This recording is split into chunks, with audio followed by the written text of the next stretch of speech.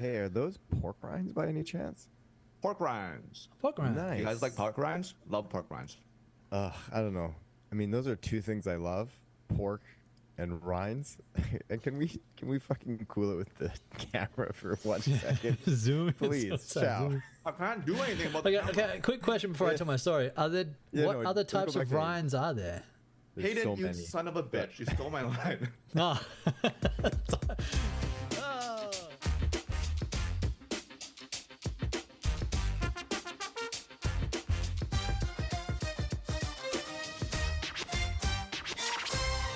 Do you guys have a process in the shower?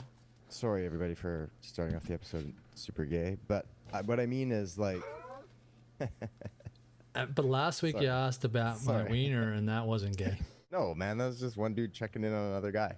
Good stuff. Not like asking about your showering process. But I mean, like, I the reason I ask is because I was thinking about this yesterday.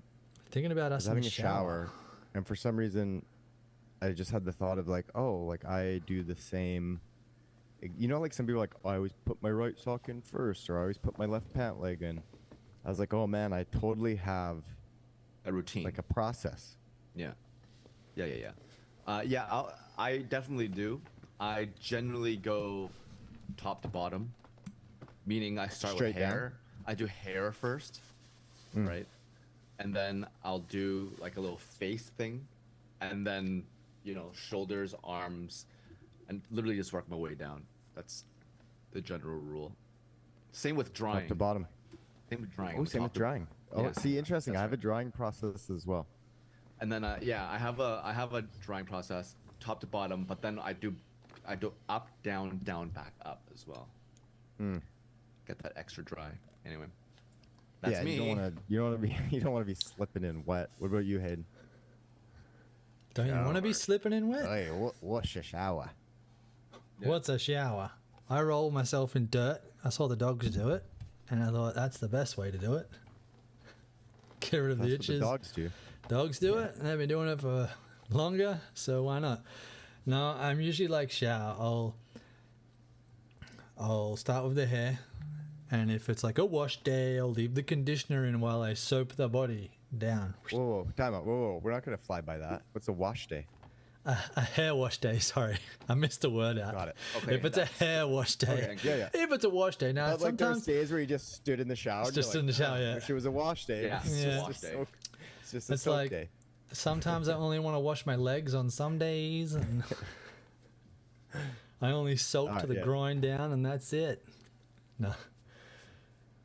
Yeah. I kind of wonder how much money So Justin would save over his lifetime with from shampoo compared to Hayden. dude, shampoo and haircuts. I haven't paid for a haircut since I was maybe 17 years old, 18 years old. And they're so expensive now. And I'm like at least 10 years older than that now. I thought you were like, and I'm 20. It's like you do the math. I'm the same. I do head, face. I just do the same stuff though, because I have a shaved head, so I'm not worried about like shampooing and conditioning. And then I do like balls and asshole, like immediately after, and then hands, and then I do like top down. But I'm always like, I gotta do my my face first, and then I got like it's like I'm doing the areas of importance or something. I don't know what it is, but it's always like I don't go just top down. It's like I do the head and the face, and then I immediately go to the groin area, the midsection. You're money makers. Dial it up. That- But then I always feel like I gotta wash my hands after. I'm like, I know I had like soap already, but I feel like I should just wash my hands before touching the rest of my body. And then I'm the same process drying, but I use the middle of the towel on one side for like the face and head, really dry it. And then I flip the towel and use the ends for the midsection, and then flip it back and dry the rest. Oh, so your towel placement technique is on point. Seems like. I do the Yeah. middle. I go right for the middle of my face too. And just something inviting about like a Oh. blank sheet. You know? Yes. Yeah. You know what I mean? Smother me. Yeah, smother. Smother me up. Yeah, exactly. kind of motorboat in the middle, if you will. Yeah, so not to sound creepy or anything, but if anybody listening has a shower process that they feel like sharing with us, I couldn't even get Couldn't get through it. So- Couldn't I mean, get no through need it. for visuals, but So, I use two Chummy towels when I Thumbs. dry off. chummythumbs at gmail.com. Definitely had to do that before where you're like, oh, damn, I only got hand towels left. It's always a fun little skirt to the bedroom after. Is that just enough to cover? Oh, you're hanging out What's that? below. So just enough to cover up. Yeah, no, I wrap it around my head. I don't want my head to Yeah, get and then you're cold like- from the walk. oh yeah. You lose a Yeah. lot of heat through your head. And then you do Yeah, the yeah, Conor everybody McGregor knows walk. Yeah. That's right. Here, ringing the bell as you walk. Yes, like a town crier. While Hayden was adjusting or fixing his mic issue, Again. I did bring up to Justin the fact that last night, I watched the new Spider-Man movie, Brand New Day, and yes, that one did surpass $1 billion after a few days of release, right? A few days or a week? Can't. Oh, Hayden Ooh, holds he's up got a of course he does. Marvel T-shirt of I can't really see who's in the middle there. I'm guessing it's Spider-Man. No, it's not. No, he's Oh, got it a is yellow Spider-Man. in the back. I cape. couldn't even see. I could even see the Spider-Man in the back until just now. Jeez. Where is? Oh, there he is. It's his. Yeah, It's- of course. Yeah, of course, of course. There it is. Yeah, we see Hayden. We get it. We see it. It's a thought famous it was comic Batman book for a cover. Is that? Mm, It's a famous yes. Spider-Man No remember that More. one. This is Peter Parker walking away from Spider-Man. Yeah, I remember that one. Chow, that was a good one. That's like a comic number. Oh shoot. I don't even know the number. Two something, wasn't it? Wasn't it 233. something? 233. Yeah. Fun That's fact, right. they Yeah, also did a 233. Peter Parker No More where they reversed that image.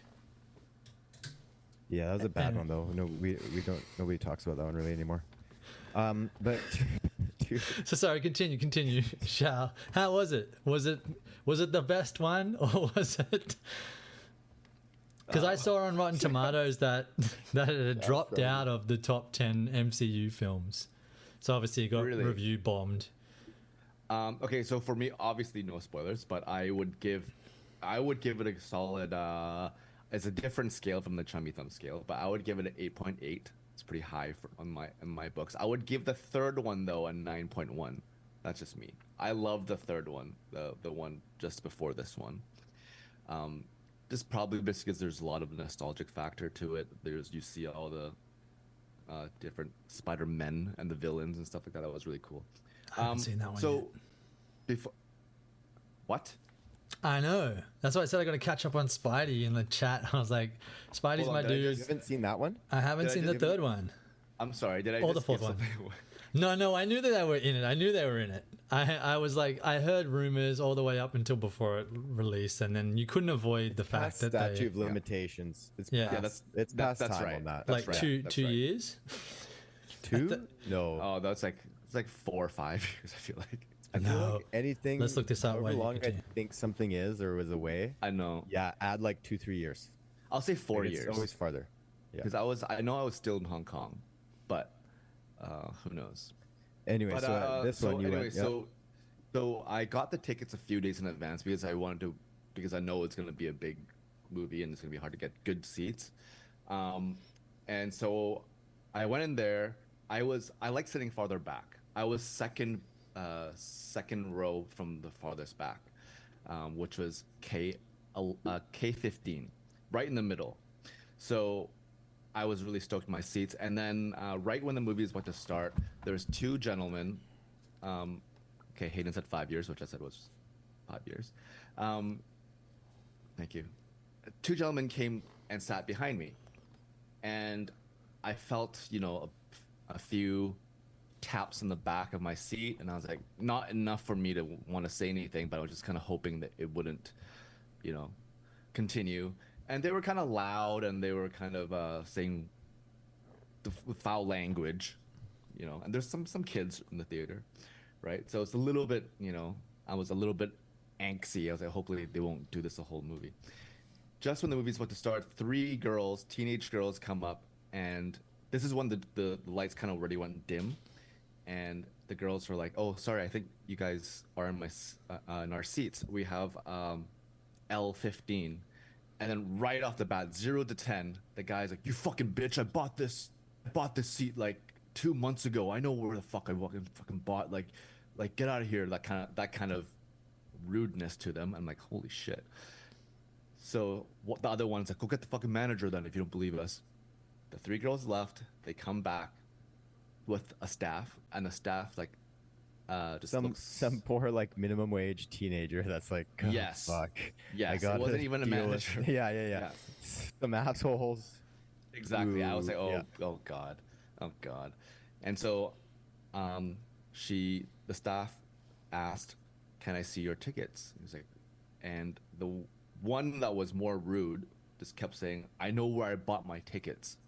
These are my seats." So, and he's like, I'm on seat 15. I know my seat. And then the staff says, "There's literally 15 in every single row. So can I see what row you're in?" He's like, "What the fuck are you talking about? I'm on seat 15." I'm like, oh my god, are you, like, is this really happening? Oh no, they're angry and fucking dumb. Yeah, exactly. Those are the worst two. This is the combos. worst.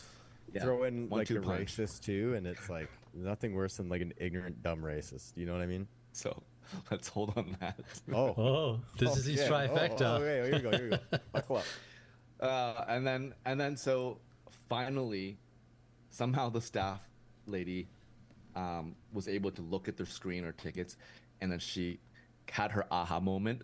She goes, "So this is L15. You guys are BB15," which was literally the second row From the front. screen. Yeah, they didn't want to be that close. Yeah.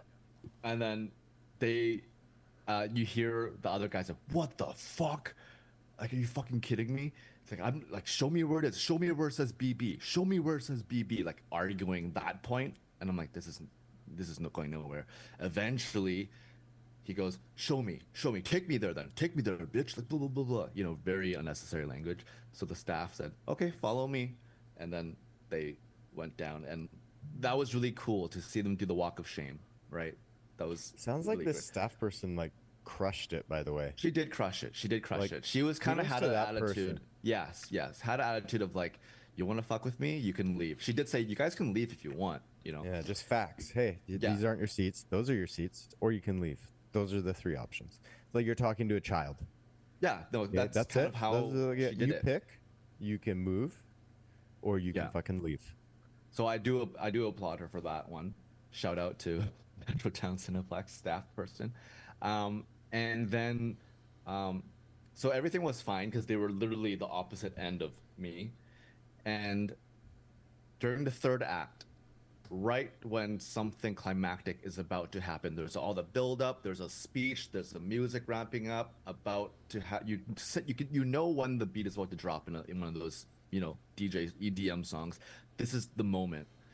Right when the beat drops, the screen freezes, the lights turn on, and 3 security guards come in and stand right in front of the 2 guys that was causing a scene.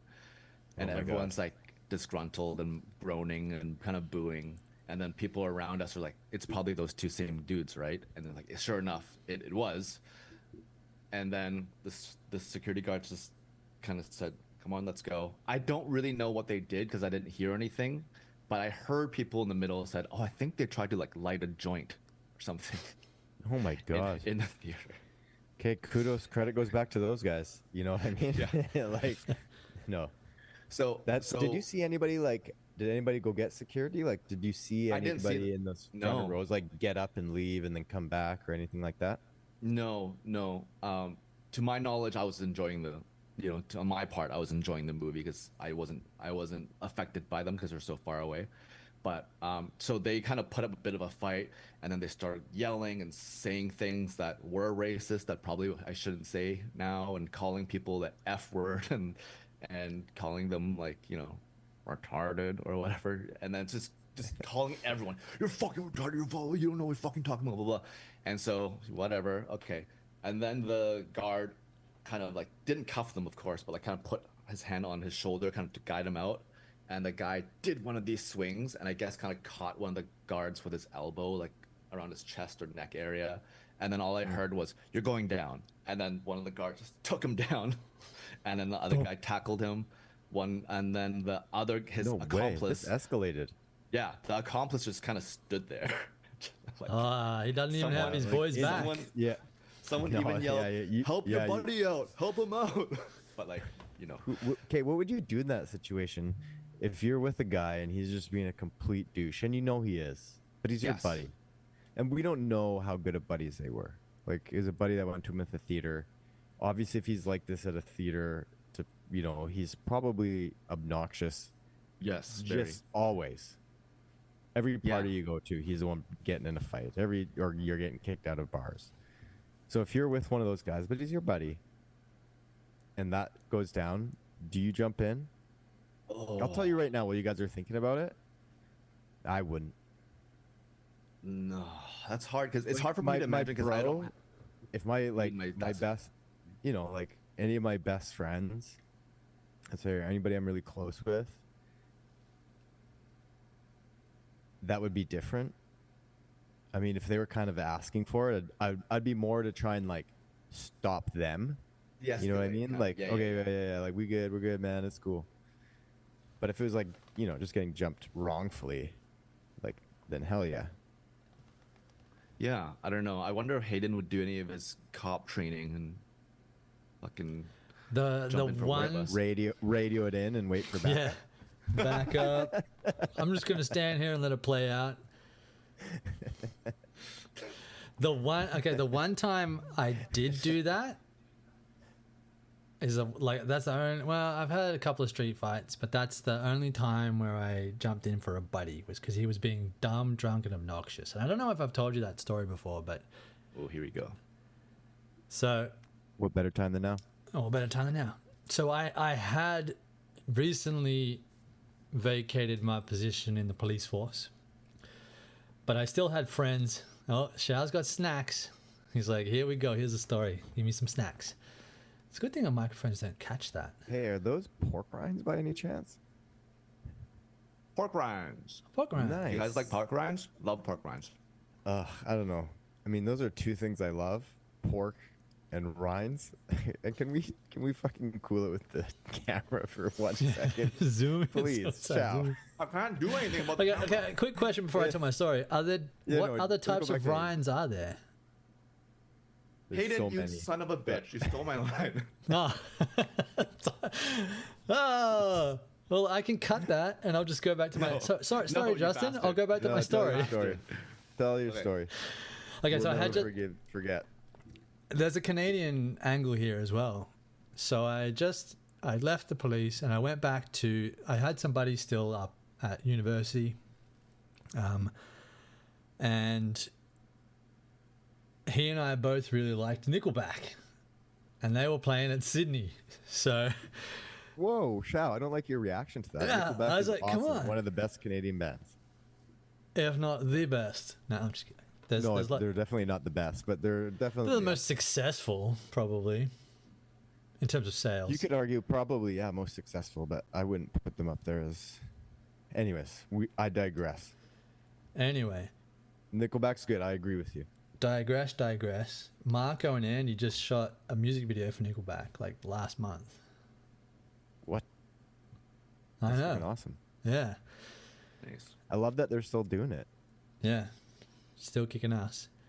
But yeah, so I was like, oh, I'll drive to the Bathurst, which is a country town, country university, where is the only university where they do the police training, but they also do a bunch of other stuff, and it's sort of like those that live in the big smoke that go to the country get to be different types of people, kind of like the show we're going to discuss later. But Is this a segue? no, it didn't mean to be. But so I went up there and I was like, oh, okay, I'll stay a couple nights in Bathurst and then we'll drive to Sydney,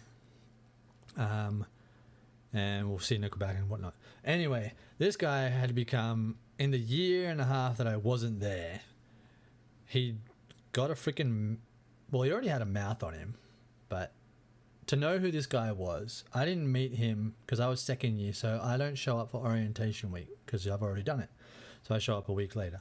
he was first year. He already had a nickname from his hometown, but he got given a new nickname during orientation week, which was Goon.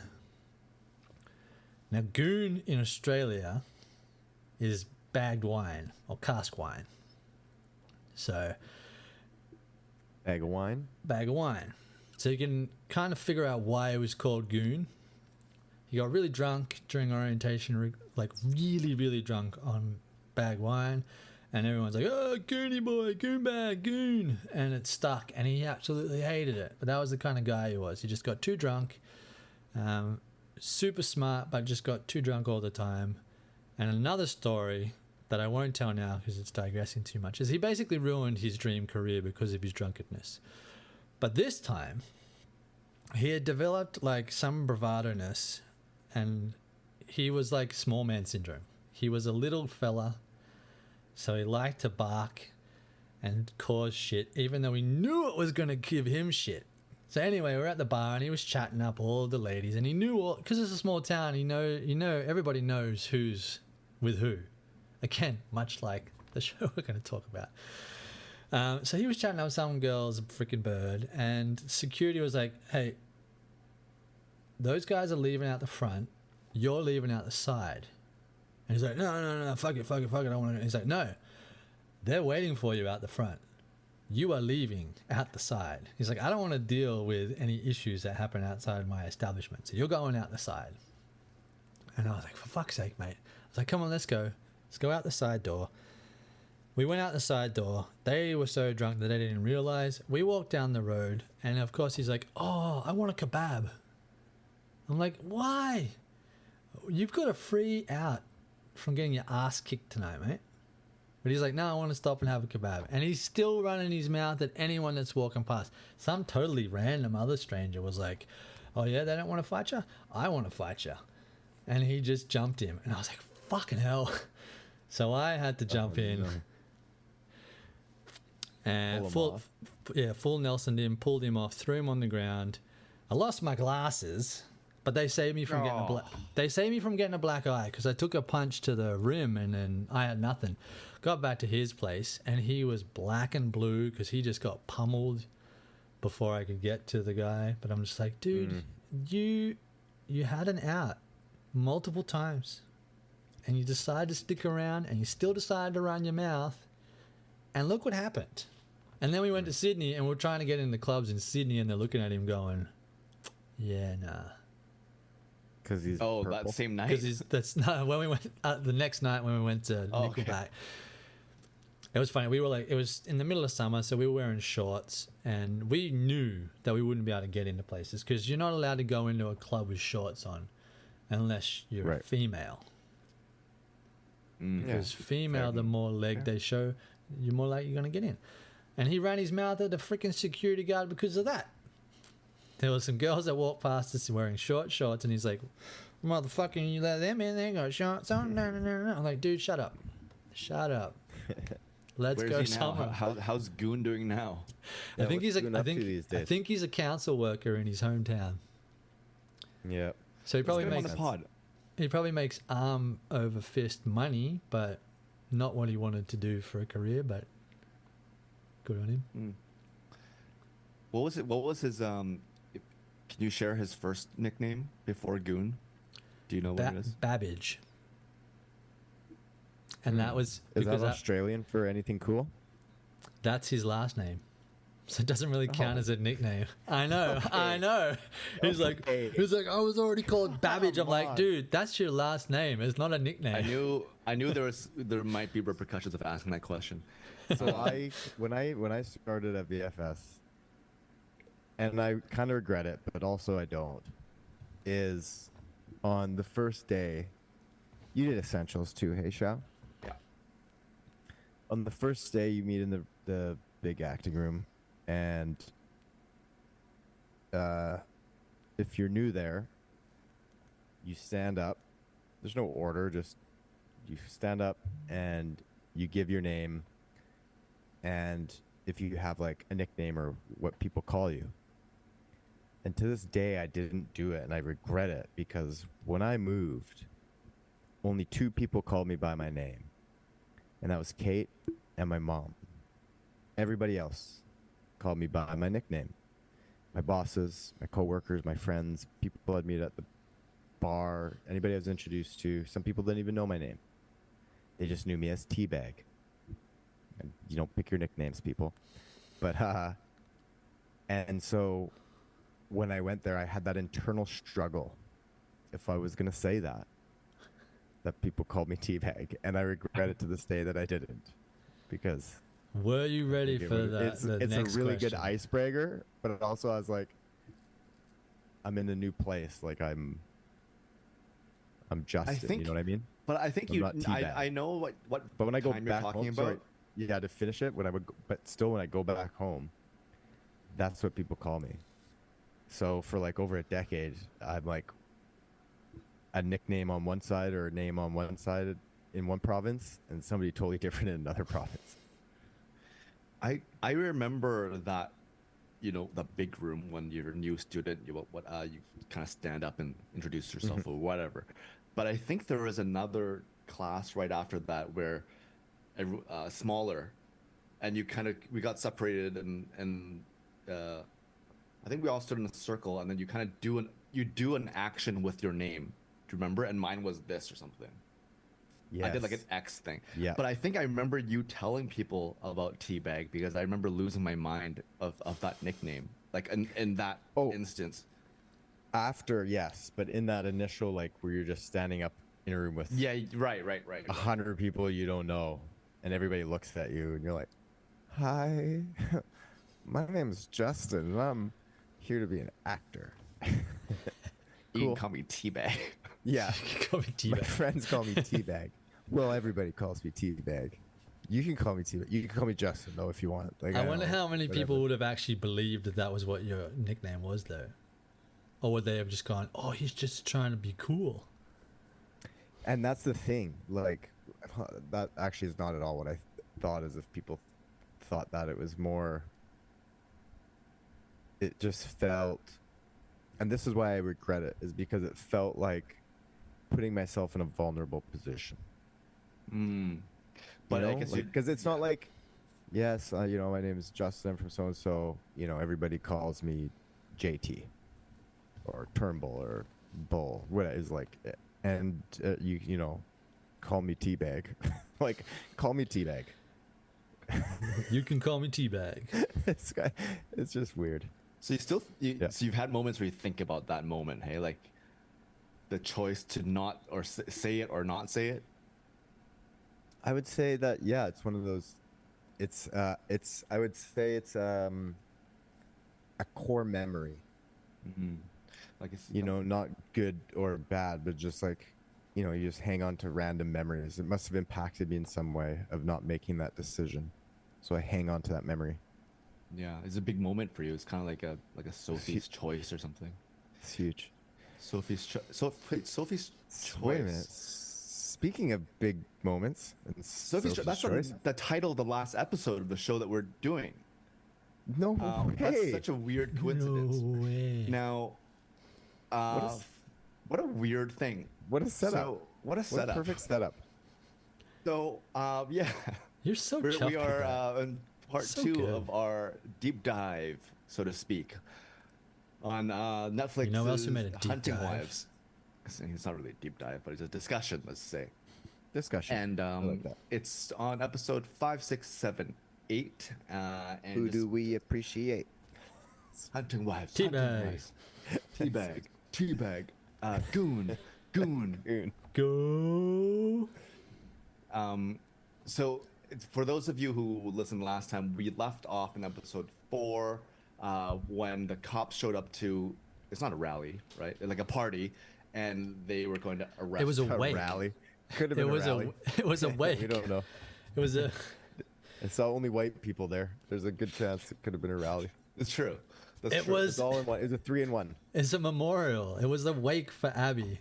That's why it was such an asshole move. that Whoops. the, Okay, so it Yeah, wasn't a party then. No, the My bad. governor just Well, they were celebrating hijacked her him. life. Yeah. So that's the cliffhanger of episode 4, that she was gonna get taken in because they found her gun being used by someone out of town, and that bullet, that gun has been connected to obviously Sophie because she bought it. So episode 5 picks up right there, of course, and all the way to the end. I'm not gonna do rundowns of every episode. I don't know when you guys watched this episode. I watched it right after I think we did the podcast, so my memory's a little bit foggy. Interesting, because I don't remember you giving it a rating good enough to go finish recording and then finish 4 fucking episode show. No, it's just because I Must wanted be to get into over it. with as soon as possible. Oh, okay, sure, yeah, sure. Yeah. So you had the same response to it as you did to Off Campus. Yeah. Ultimately, we Just finish it. 1 through 4 is there's the murder, and then the prequel, and it's the build up to the realize, like, because they go back in time to the murder. 5 through 8 is them solving the murder, and then the conclusion. So that's the gist of 5 through 8 is we're going through that. And yeah, I don't think we need to, go through it episode by episode, but big moments in it. There are definitely big moments to talk about. There's definitely some what would have you done things I would want to ask you guys. But I think overall, really quickly, is that I think the first 2 episodes, I know a lot of people say this about shows like this, but they say, it takes a few episodes to get into, or, it gets better after episode 3 or something like that. And sure enough, for me, this one was one of those shows, which I'll get into after these messages. Yeah. I was going to say, I just wanted to say just quickly on that is, it's so true. It took me, I think it was like till the turkey episode, which was like 6 or 7 or 8 in Schitt's Creek before, and then I was obsessed with it. But it's kind of like, okay, like the show, whatever. But then I saw the turkey episode, and then I was in. So I thought you were going to say the turkey episode on Off Campus. Then you were like hooked. Same. No. That's where I thought you were going. That's where I thought you were going. Oh, so yeah, no, I totally understand what you're saying, and so it sounds to me like just kind of hearing you first talk about it is that you enjoyed the second half of it more than the first, and you did, and that's very interesting because I did. I'm a little bit hesitant, and we'll get into this more as we get in further in our conversations. The ending, like some of the last choices they made, I was like, ugh, like it's kind of like Hooligan for me, right? The last one we talked about, but we did that all in one. So it's like they take you on this journey, and then it was like, oh, it didn't end the way you wanted it to.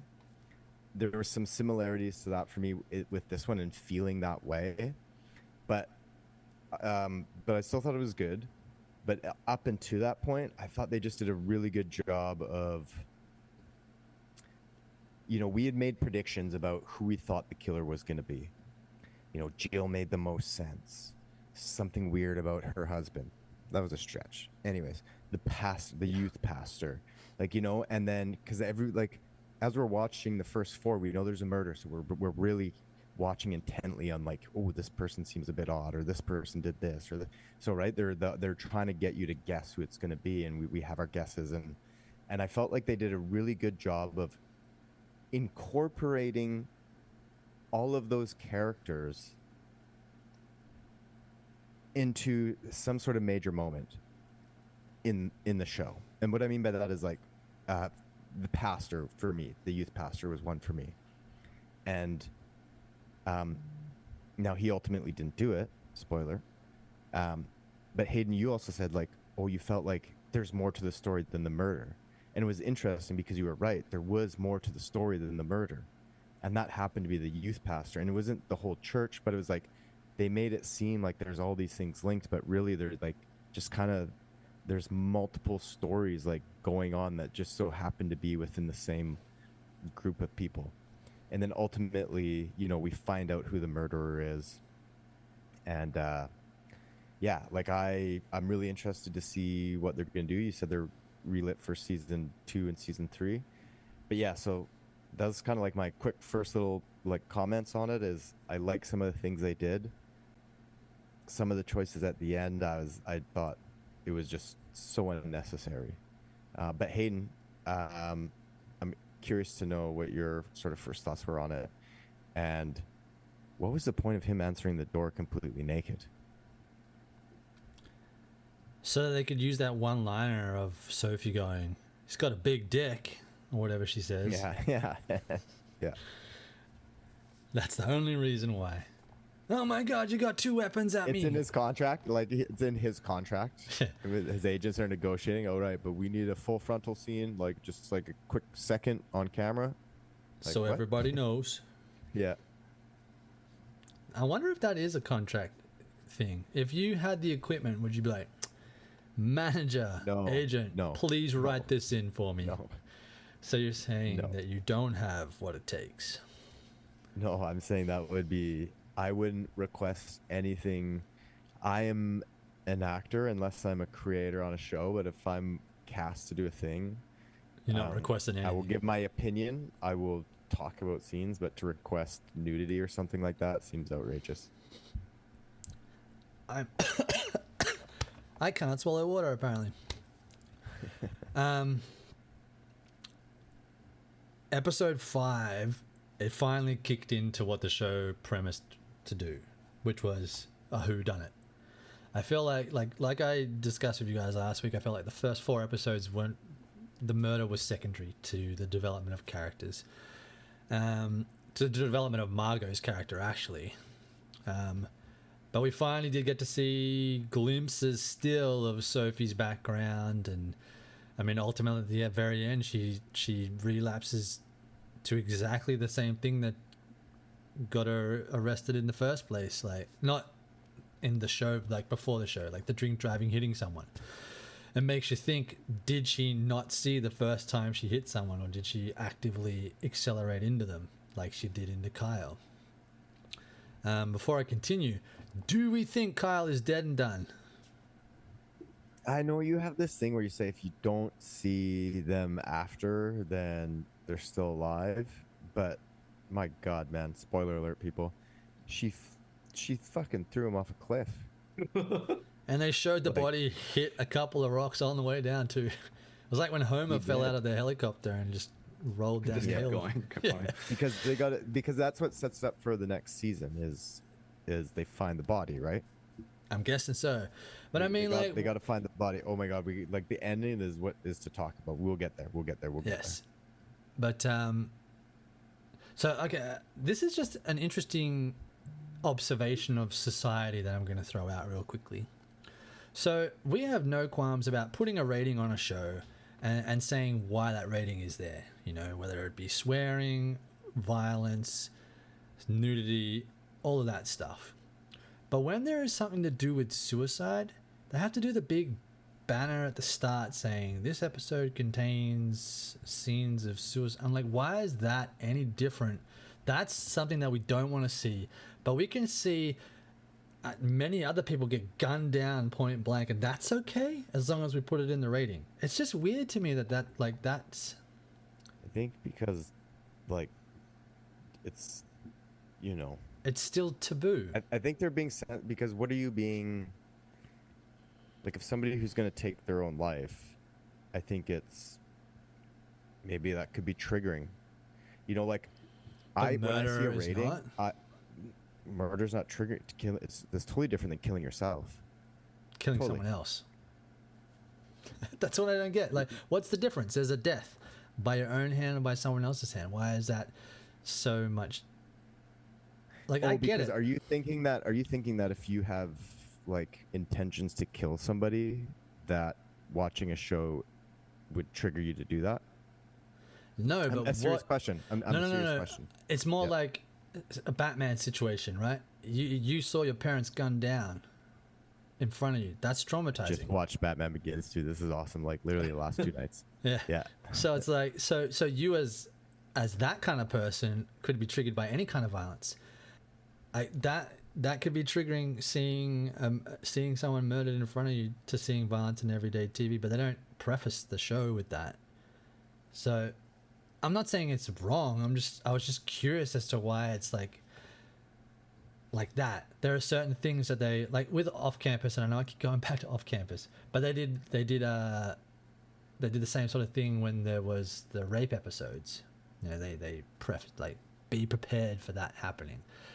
So Maybe because they're being more sensitive to victims, whereas if you're just a murderer, then they're not going to be sensitive towards you.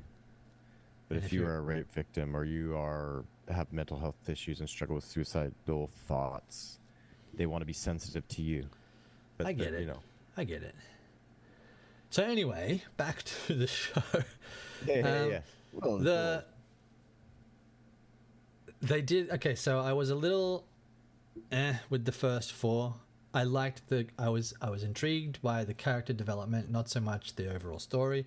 The last 4, very much so more into how they resolved the murder. I thought that the cops did a shitty job at it, except for the one sheriff lady who actually wanted to find out the crime. She did a really good job. Her and her partner were good, but Sophie did a better job of figuring out who done it than the police did. But as we see watching the show, the police just don't really give a shit as long as someone gets put away. And the DA was like, "Yep, everything links somehow, so you're done." Which also points out to the major flaws in the justice system of some countries. You know, as long as the right arrows point in the direction you need them to, that means that's it. That's the right one. But that's a whole nother topic. So I really did like the back end of it. I rewatched the last episode today because I fell asleep in a few bits of it, and I just wanted to make sure I didn't miss anything. And watching it a second time actually filled in some of the gaps in questions that I had, because I was like, that didn't make sense. Like, how did that happen? And so yeah. One thing, yeah. So it sounds like kind of positive for you too. Let's kind of beat our way through this a little bit here, because some things, like one thing that I liked that they did is they left little breadcrumbs along the way.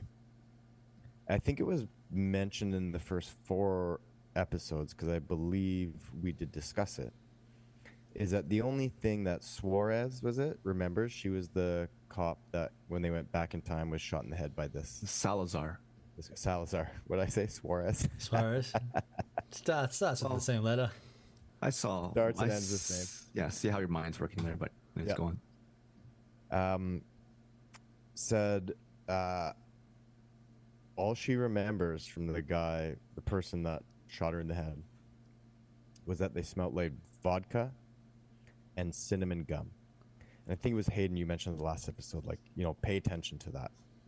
Like, that's important, because of course that's a perfect little comment that you can bring back episodes later, and it's backstitching. It's beautiful. Now, when the youth pastor is getting caught, he's fleeing. You know, people are starting to get suspicious of him. Not related to the murder, but related to, well, I guess a little bit to the murder, actually. That's what triggered it. Suarez, also known as Salazar, pulls him over, and at one point, he opens a glove box, or she asks if he had been drinking or something like that earlier today. Kind of smells alcohol on him, and asks, and then later he goes into the glove box, and she sees the gum falls down, and it's cinnamon gum, and it was like the aha moment for her and the aha moment for the audience. Like, wait a minute, alcohol, vodka, and cinnamon gum, right? That was the link to the killer, or the person that tried to kill her. But I don't know if you guys picked up on it, but it happened earlier in, I think it was that episode or the episode before, and it was very subtle. When the youth pastor is getting ready for the date he's about to go on with the new young girl that he eventually kidnaps. He's dancing, playing music, drinking in the house, and then he just kind of casually like dances or walks into the living room, grabs something, a piece of gum, and puts it in his mouth. It's very quick, very subtle, with a lot of other motions and things going on. And I was like, wait a minute. And it wasn't like instant for me in that moment. Shao, you're nodding like you maybe noticed this too, but it wasn't instant for me in that moment. Like, it was kind of playing out, and then like I kind of just like clicked in. I was like, wait a minute. And so I was like, oh, there's like these little things. So I thought it was very good writing where they would leave a little tidbit of information, and you could kind of pick up on it a little bit later if you were sort of an attentive audience member. Yeah, because that wasn't supposed to be an aha moment too, because his aha moment is when they find the sweater right in the back seat of his car, and they didn't allude to anything. They didn't do a close up. They didn't do anything, music change or nothing like that. It's literally right before he opens the door, slips a piece of gum from his breast pocket and eats it. And that at that moment I was like, oh, he's the killer. Like, you know, but why aren't they doing it? Why aren't they showing it, kind of thing? So. Yeah, I agree with that. I like how they didn't kind of you know, make it too obvious or whatever. Until they did, right? It was like they exactly. It was there, but it wasn't an aha moment. Yeah, but I was also, I mean, I know one thing I wish they would have changed with the writing was how he got caught. I don't really like. I wish there was another way that could have been better for me. If they discovered how he was tied with the murder, because I don't like the fact that he would be so sloppy, and it would be sloppy enough to leave her sweater in the car the whole time. I think that's like I know he's supposed to be young and whatever, maybe he's a drinking problem, but I wish that wasn't so. I'm like, I don't know, that was a little thing, it's a minor thing, but I kind of wish they found another way to have her realize that it's was it Nina, I think is a friend. Nina, yeah. There's that moment I was like, oh, come on, like he can't be that dumb. But or how about the people in the parking lot after he drugs her and she's like fighting to leave, and he's like dragging her and like trying to stuff her in the car, and they're like, hey, oh yeah, everything all right over there? And he's like, oh yeah, I just had a little bit too much, so like walk away. I was like, bro. I was like, come on. yeah. So I do in our group chat, I did a little thing that I think I looked up. For some reason, I looked up the episodes, or maybe I looked up how many episodes, can't remember. But I saw each episode had their own rating, and the highest rated one was episode 7. And Justin pointed out, usually that's the case for most shows that we talk about, is the second to last episode is always the biggest pop. And sure enough, this is it. This was the one where everything's starting to unravel. You have the scene where Abby's mom goes to confront Jill, and you know, that scene was pretty. Yeah, I like that whole build up and lead up to it. So I understand why. Just fucking so badass. Just cocks a shotgun, just pumps it in the like walk up the front door. Yeah, but again, maybe she did. In my head, she did, but it's just like that image of her just like walking up. Yeah, she was pissed. That was right before she found. No, right after she found like her Abby's kind of lingerie stuff, right? Yeah. So yeah. But yeah, I can see why that episode got the best, because I was like, oh shit, like here we go. I was very invested in that, but I was also. I shouldn't have done that maybe, because I knew then the last episode wasn't as good. I kind of I don't know, something mental was going on in my head. I'm like, okay, how are they gonna screw this up? That kind of thing. Which I don't think they screwed up, but like Justin said, there were definitely things where I think they screwed up the end, bro. They did. Oh, I hate to say it, because I think I was like spoke highly of this most in the first 4, and I really liked it. But I truly believe they just made. So you did predict it. Is it more so? Sorry, is it more so it screwed up the stuff that you didn't like was the kind of the setup for the next season, or just how it all wrapped up? Here I'll walk you through it. Okay. It got a little too soap opera-y for me. What I mean is, I liked it all. The tension's building. We know who the killer is. Margot, Kyle to go after Sophie, but not really. Kyle goes after her. There's that big confrontation on the street, and Sophie, I think it cuts to black the first time. We don't know, but Sophie ends up running over Kyle, or runs him over. That's right. We know that. And she gets out. He's lying there on the street. You don't know if he's dead or not at the time, but he's out. And I thought, damn, okay, this is wild. She's going to leave because there's alcohol. She's drinking. She can't stay at the scene. She can't say it's an accident. This is the setup for season 2, right? He's dead. What had happened? Margot's a killer. Sophie's a killer. They're at each other. Nobody else knows the truth. They're all trying to fight for sides to get people on their sides. I was like, this could be interesting. How's this going to play out? So that's what I thought was going to happen. And then when it didn't, and people, this is going to completely fucking ruin the end of the show if you haven't watched it. And if you're okay with that, keep listening, please. But, you know, then we find out she's dragging Kyle, like, through the forest. And I was like, okay, shit, they chose to go a different way. She's full on. She's in. Like, this is the dark side of Sophie now. She's hiding the body. What's she going to do? I thought she was leaving it for the boars. She drags it to the end of this cliff. And the phone rings. And I was like, okay.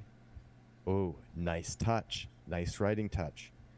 It's Margot. She's looking for Kyle. Kyle's gone missing. She's got it sorted out. She's calling off the thing on against Sophie.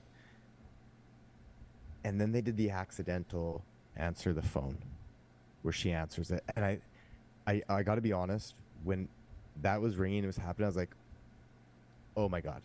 Like, I thought it would have been a good enough moment for her to know she's calling her brother.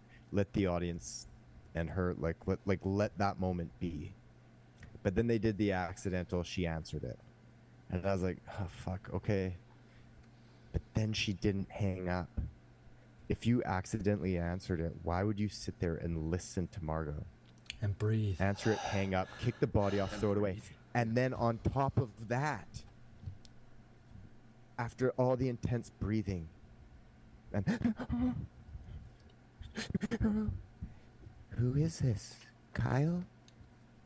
Kyle's who is it? I was like, oh my God, like, stop. And then after all of that bullshit, she puts the phone in her pocket. I was like, she took the phone with her. I was like, what? I was like, this is, and that right there, I was like, fuck this. I was like, it had me literally up until the very end. And I was like, I can't believe, why would you make those decisions? Even as a writer, like, I'd be like, as a character, why would you do that? And like, why would you? But as it was written, but like, to me, I'd be like, really, guys? Do we want to linger on the phone call? Like, to me, I thought that was just bad. Yeah, it was. There's obviously that whole sequence. There were some choice things that she should have done differently. Like, one of the things I thought was, why is she shining the light right at them when she was dragging the body through the woods? You know, it was literally right at her. I know, you know, without light you can't see shit, but that's, you know, part of it. But it's part of hiding the body. So I was thinking also, yeah, obviously, why did you take the phone? Why did you answer the phone? Not the stuff you just mentioned, but I was also thinking, hang up. Oops, I accidentally answered it. Hang up. Done. And then also just the fact that because she drives a Tesla, all that was recorded, right? Yeah. I guess she has to also. I don't know if maybe that's part of season 2 or not, or if you just assume that she's gonna wipe it. So can you even wipe it? I don't even know how it works. Yeah, because it happened earlier in this. Remember, that's why Brad was so sus of his mom, because he started going through her phone history and and then went through the history of the vehicle, and it was cleared. That's right. Doesn't Tesla have anti-braking technology, or can you disable that shit? You couldn't run someone over because it would hit the brakes. You can just sit. Oh, she was in reverse. Maybe that's the hack. Until she went That is the hack. Yeah. But yeah, it fell a little short for me. I was, like I said, I was really invested into it up until episode 7, and episode 8, the come down from the climax, the denouement is kind of a little bit, not my thing. Hayden, what are your thoughts? Same. I will say that Justin, you picked it with your thing. You're like, not entirely, but you're like, what if it's someone we were introduced to in the first episode is the killer? And we were, but it was a main person. It wasn't just some flyaway side person. Yeah, when I thought main person, I was like, oh, if they go a main person, I thought they would do Sophie. But yeah, I didn't see Margot, which was interesting because it makes sense when they explained it. But I don't think any of us guessed her. No, and I find the whole thing, it's kind of muddled, like we've all just said, because obviously we find out that Sophie blackout walked through the forest and came across Abby just randomly on trail cams. But if that happened, that means that she was somewhere nearby when Margot went after her with a gun, because they would have walked in the same areas at the same time and neither one of them knew. Like, I mean, Sophie was blacked out, and I guess obviously Margot wasn't, but obviously cracked out of her head enough to go, I'm gonna shoot this girl, because it didn't make sense for her character when she was a master manipulator of everybody else in her life with just words, never with acts of violence. So why would a teenage girl who doesn't 100% know that you are the one that your boyfriend had been sleeping with, she kind of suspected, she didn't have 100% proof. She got a word of mouth from the pastor. Yeah, exactly. And if she's threatened to, like, that'd fuck everything up. Jed running for governor. Yeah. Yeah. But then we also find out that, well, Eye Patch Man just, what happened to him? Did he get sick at the last episode? And they're like, we'll just change the character. Yeah, I'm guessing he got fired or something. It doesn't make sense why he would just change. Not good. Yeah. They're like, it doesn't matter. We all the same company. Maybe there's multiple PIs in there. But then they didn't say if they worked for the Democrats or if they were just straight up PIs. So this is where the season 2 comes in. There's going to be some bigger, badder Texan that comes into town that's been monitoring all of these people from the outside, and then they're going to come in. It's probably going to be a big bad woman to take on Margot's estranged husband now. But they didn't kind of really quickly before I chew up too much time. I hated what they did with Jamie in the first 4 episodes. I really liked what they did with Jamie in the second 4 episodes, where he actually became remorseful and actually had a bit of character growth, not just some horny teenager that was just like groping up women with no qualms. And what's going to happen to him? Jill gave him a made-up scholarship of $50,000 to go to Baylor. Does he still get that money? Or is he going to be stuck in Hickstown forever? Oh, Jill's dead. I don't think so. No, but did she make it? Did she make the deposit in time? Who knows? We don't really know the time frame. They did a really good job of making it seem like it was Jill. Yeah. Like, even with the killing of Abby's mom, and then pulling the gun when Margot and Callie showed up, and hey, Hayden, I just want to say, I am gonna award you 50% on a bold prediction you made. The obvious one. The one that was so obvious, with the sheriff being gay. Okay? And I'm only giving you 50%. Yeah, I know why. Because we never see him with another man. But boy, does he love getting pegged by his wife. So, yes. Yeah. That's worth 50. That's pretty good. She's very masculine, but then she's also very into women. So that's going to be something that comes up, I think, in a season 2. Because obviously it's a marriage of convenience, I think. It's a marriage of social convenience. She's obviously... Oh, yeah. Well, they're going to have the reality TV show in season 2. Remember? They're doing the reality TV show now. Oh, but yeah. I mean, like, she was 100% for Margot, but she's like, I'm not going to divorce my husband because they're, a red state, and they're like, no abortions, no divorces, no gay people, no immigrants, guns all the way. I love dick. You know, that kind of shit. Let's just bask in all that for a moment. I said I love dick. So you want to switch up the words there a little bit? No. No. All right. Liberal. Yeah.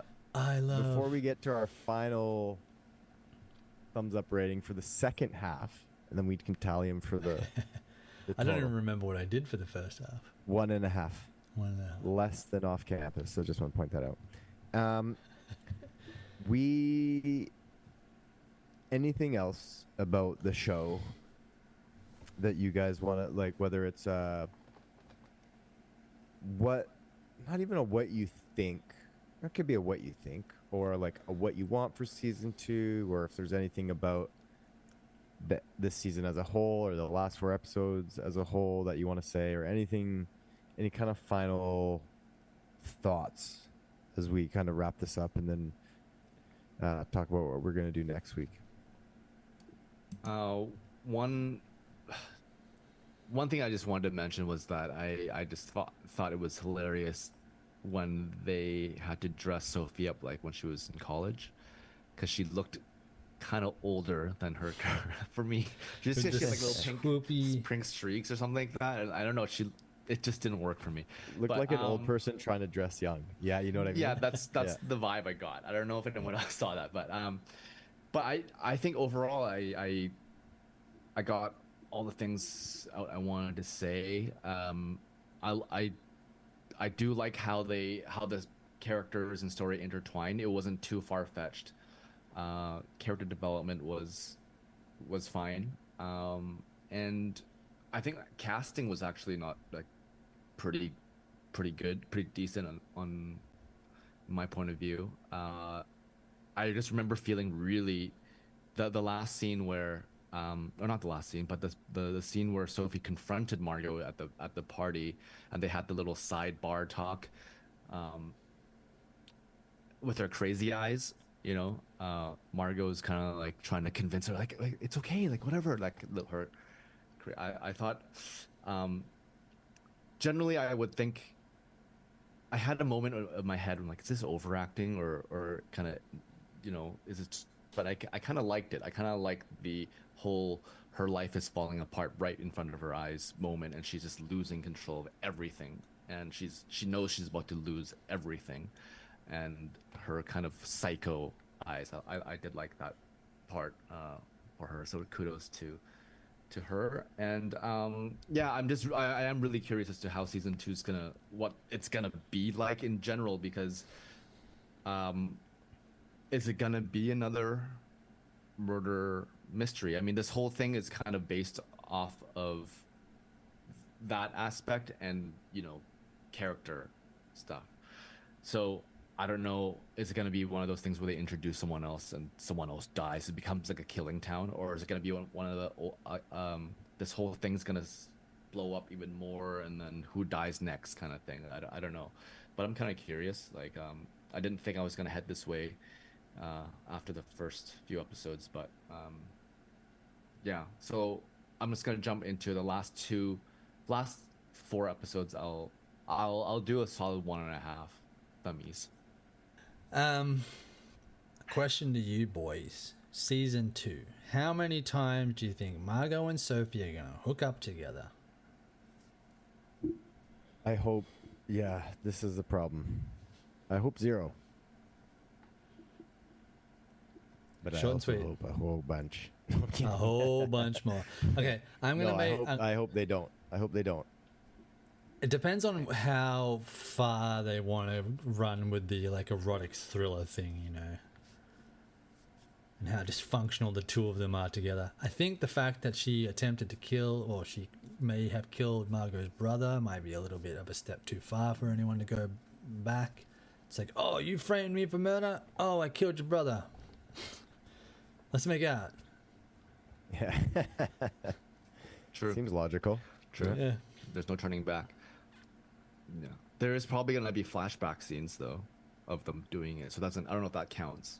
I'm guessing there's going to be flashbacks. Yeah. You know? Who knows? Who knows? But So what do you... Yeah. Go ahead. just very quickly, I want to point out some things like we did with, again, off campus. There was a lot of skin in this season, yes, but it was usually only from the one person. And then randomly, at the very last sex scene that they have of Margot and Sophie, they're both tits out. And I was like, oh, okay. I guess she went like, no, 6, 7 episodes, nah, episode 8, whatever the hell it was. I'm good to go. Not that it was an issue. I just thought it was a funny choice. Once it got greenlit for season 2 and 3, yeah, she's like, pop them out. Here we go. I don't need it to bring viewers in now. We've already got them. Yeah, now I'm distracted on what I was talking about. He's like, I got this pair over here, and I got this pair over here. Which ones to look at? I've said my part on the last couple of episodes. There were things that were wrapped up nicely. I wasn't the biggest fan of it being Margot when I found that out. Just because of the way, like Xiao, you said, like the way that it was handled. And Justin, you said it too. It was kind of like, oh, really? And I know it's in a small town, but I was like, how did Kyle find her so easily on the road? He had no idea where she was. And this is like a one-street town. But then, of course, that's another thing that kind of bugged me about it was they preach so much about how we can't be seen. My husband's running for governor. We can't be seen together. And then they just rock up at everybody's houses all the time. Like, if you're worried about not being seen, you're probably under surveillance. Like, just like, what's the name? The redhead did. She took photos as blackmail so easily. And yet they had no qualms about, having an afternoon romp at the lake house multiple times. So things like that. I mean, they talk about it being a small town, but at the same time, I feel like it's much bigger than we're expecting, which is probably what I'll see in a second season. They might expand the size of the town for story purposes. But yeah, I am curious for season 2. I'm not like, I am with Xiao on this one. I'm going to give it another 1.5. So for a total of 3 out of 6. No, 3 out of 8. No. What? No, it would be 3 out of 4 for you. 3 out of 4. Oh my god. I'm good with maths. Christ. Math. I was seeing double things again and again. Yeah. I'll give my rating off the top. I think I gave well, I don't think. I gave it a 2 the first 4. I'm going to go with 1.5 on the second just because there's some things like I really like, but some things I thought just were detrimental for me. Some people can look past them, but to me it was enough to knock it down half a thumb. So for me, that's a total of 3.5 out of 4. Hayden 3 out of 4. Xiao 3 out of 4. So that's a total of 9.5 out of 12 thumbs rating for this one, folks. Yeah, I'll just kind of finish it up quick. I think season 2 is going to be, it's Margot versus Sophie. We didn't even really discuss how this night, this big secret, what happened that night, is still known by 4 people. And as they try and figure out the truth of what happened, who's going to start to revolve, what the fuck word am I trying to say? Information out. Because it's going to leak out because these 4 characters aren't going to be able to keep a secret that big, that long. So I think that's kind of what season 2 is going to be, the unraveling of, because everybody thinks it's Jill, but we all know Margot's actually the murderer, and only 2 people know that she's the real murderer, and only 4 people know about that night. So I think that's what season 2 is going to be about, and I'm sure they'll introduce some new characters along the way. But one more thing. I think her husband's gonna leave her in season 2. Like fully. It could, yeah. Well, he already went straight to the campaign manager, so yeah, it's sort of already looking that way. Yeah, but we got to get out of here, people. So 9.5 out of 12 thumbs for us, which is worth a watch if you ask me. Xiao talked about watching Spider-Man earlier. And we got, of course, Avengers Doomsday, which is going to be coming out this fall. And we've realized that there is a key show that we haven't all watched yet, and that is Loki season 2. We have done Loki season 1, so we are going to start next week, going through Loki season 2 as we sort of build up to some of the big Marvel movies that are coming out and going to be coming out. So if you're a big Marvel fan, we really love getting into these ones. So check it out. We'll probably split it up into 2 episodes again. So yeah, thank you so much for coming back every week. We love it. You can get a hold of us, chummythumbs@gmail.com. If you're watching these shows, let us know what you think. If you have any good shows you've seen that you want to recommend to us, because we love good shows, please do email us. But until then, my fine folks, please keep on thumbing.